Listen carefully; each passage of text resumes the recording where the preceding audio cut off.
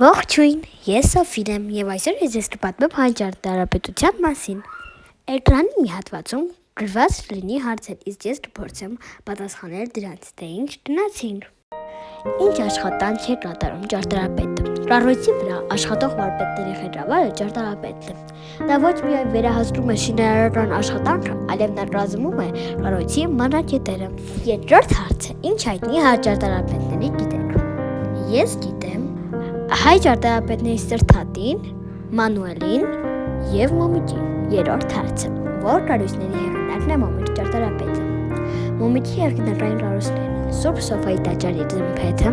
Անի Մայր տաճարի եղագեսում կառուցված Զորաց եկեղեցին։ Չորրորդ հարցը՝ որ կառույցների հեղինակն է Մանուել ճարտարապետը։ Մանուելը կառուցել է Ոստան ավանը և Աղթամարի Բերդ քաղաքը և արդյունադիշխանական տան գլխավոր ճարտարապետը։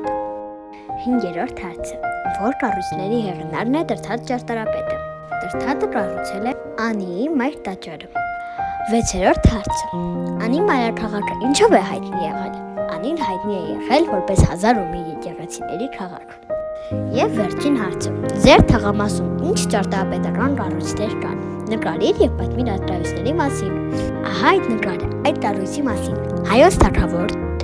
Տրթատ Գյումրեցի արձանը Աբովյան քաղաքի Սալարանջ թաղամասում տեղադրվել է 1976 թվականին։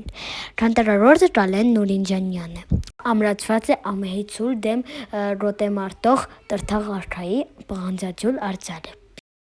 Դե ինչ, այսքանը, հուսով եմ համարեցիք, իսկ այս գրավոր տարբերակը կարող եք տեսնել այս հղումով ցտեսություն։